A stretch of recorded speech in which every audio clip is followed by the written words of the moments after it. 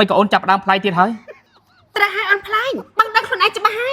นับไปแต่บอกบักเลยบางสัญญาทนกชมเตยเจียนแต่มาก่อนแต่ขมิ้นเต้เอ้ยถ้าไปสมัครการเนี่ยฮัดไอ้บ้านชื่อน้องปัญหามขยมเลยขยมมีร้อนน้ำเถอะก้าฮะจับการงี้อ่ะหนูมาจับการงี้ให้น้องគ្នាទៅจมគ្នានៅបន្ទប់ប្រជុំទៅឡើងផ្ទះនោះឥឡូវយើងយកអានឹងទៅចងដៃហ្មងបាច់ចងចលុយបងប្អូនចាចង់បងយកទៅឲ្យប្រើតែហ្មងចា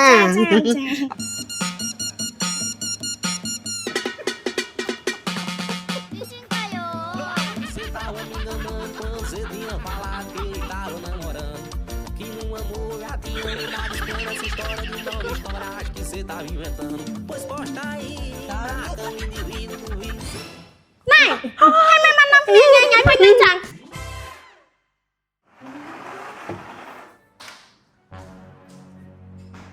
អីវ៉ាមិនថ្ងៃនេះអូនជិះម៉ូតូជាមួយគេមកមុនអញ្ចឹងបងតរអូនដល់បន្ទប់ជួលមិនបានជាមិនឃើញថ្ងៃក្រោយបើចង់មកមុនឬក៏អីអញ្ចឹងគួរតែប្រាប់បងមួយម៉ាត់ណាមិនក៏បងនិយាយអញ្ចឹងបងមិនដែលយកចិត្តទុកដាក់ចំពោះខ្ញុំខ្លះទេ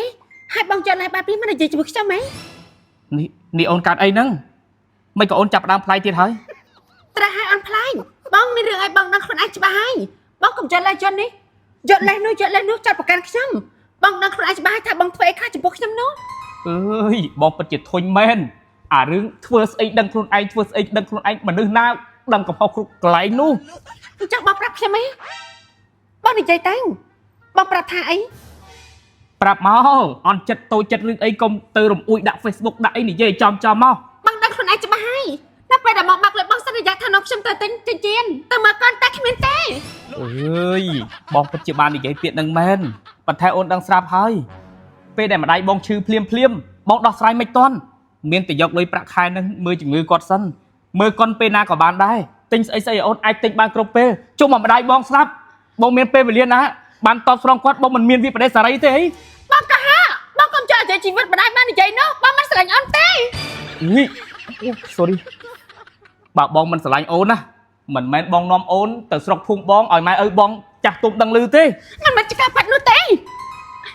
បងនិយាយបាត់មិនទៅដល់ចាស់ទុំដឹងឮមែនទេចាស់ស្រីផ្សេងសង្សាប់ផ្សេងនោះបងនាំទៅជុំចាស់ទុំទាំងអស់រួមតែខ្ញុំផងដែរមិនក៏អូនដឹងខ្ញុំដឹងណាគេប្រាប់ថាបងនាំស្រីផ្សេងទៅជួបម៉ែឪបងដែរតែនិយាយតែខាច់ច្រេះប្រាំអឿនអញលះបងចំពោះឯងច្រើនណាស់ឯងមកបកាច់បខូចអញខ្ញុំប្រាប់ប្រហែលដងហើយថាពេលខ្ញុំមកធ្វើការនេះហេតុអីបានជានាំបញ្ហាខ្ញុំលេះខ្ញុំមានអារម្មណ៍ណាធ្វើការហ៎ដឹងថាមកខ្ញុំធ្វើការហេតុអីក៏ចិត្តរំខានខ្ញុំបែបនេះបញ្ហាអីក៏ដោយណាបញ្ហាអីក៏ដោយរៀនដោះស្រាយខ្លួនឯងអូនឃើញទេមិនមែនមានវិបត្តិបញ្ហាឆ្លោះតែយើងទេសូម្បីតែគេសង្សារមកខាងទៀតនៅខាងនោះក៏គេឆ្លោះគ្នាដែរពាក្យចាស់លោកពូថាចាស់ក្នុងរាវវាប្រកាសជាប៉ះតង្កិចចឹងហើយកុំឲ្យដល់ថ្នាក់បោកបែកចាប់ការងារអស់នៅបើចាប់ការងារឲ្យនាំគ្នាទៅជុំគ្នានៅបន្ទប់ប្រជុំតើមុនខ្ញុំណា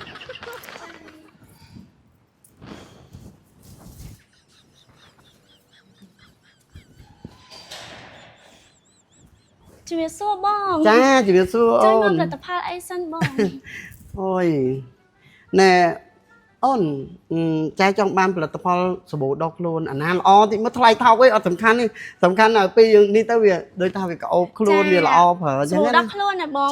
នេះបងខ្ញុំសូមណែនាំជាមួយនឹងសាប៊ូដុសខ្លួន Nice Story ឬក៏យើងហៅថាសាប៊ូដុសខ្លួន NS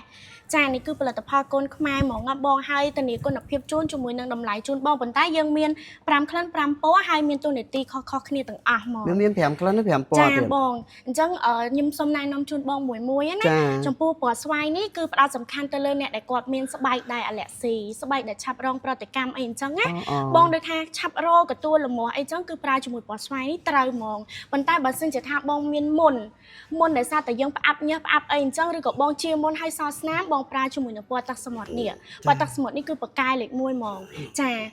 ហើយសម្រាប់ពណ៌ទឹកក្រូចនេះវិញគឺសម្រាប់បងដែលគាត់មានបញ្ហាក្លិនសារមិនថាក្លិនឃ្លៀកក្លិនសារខ្លួនអីហ្នឹងណាបាត់ក្លិនលេខ1ហ្មងពណ៌ទឹកក្រូចនេះហាចាហើយនឹងពណ៌មួយទៀតនោះគឺពណ៌មាស ព្រោះមាននេះសម្រាប់បងដែលថាគាត់មានស្បែកអត់សូវអាឡូងអត់សូវភ្លឺថ្លាជាពិសេសគឺស្បែកដែលជ្រៅជ្រួញអានេះគឺជួយរឹតបន្តឹងស្បែកបានល្អហើយជួយស្បែករបស់យើងអាឡូងមានសំណើមល្អហើយចុងក្រោយនោះសម្រាប់អ្នកដែលគាត់ស្រឡាញ់ក្លិនថាបែបក្អូបស្រស់ស្រាយបែបក្មេងៗខ្ជូតចង់ប្រើពណ៌ផ្កាឈូកនេះបងចា អញ្ចឹង ចា ឥឡូវអូនឯងរៀបឲ្យចែមួយសេតគ្រប់ពណ៌ហ្មងណាអូចេះយកមកមើលឲ្យចែ3សេតត្មងមក អូ ចែផ្ញើទៅប្អូនចដូនមួយអីគេ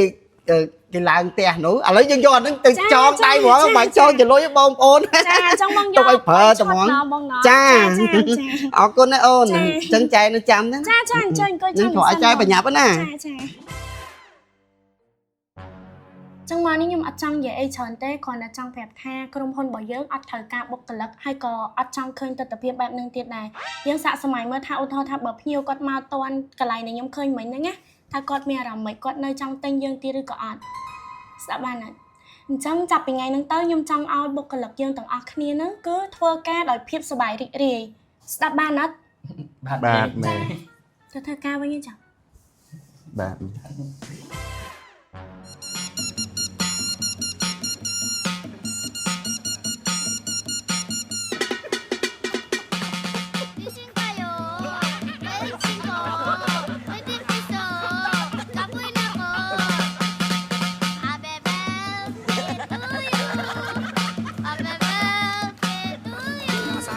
Você tava me enganando, você vinha falar que tava namorando. Que no amor já tinha mudado os planos. Essa história de nova história, acho que você tava inventando. Pois posta aí, tá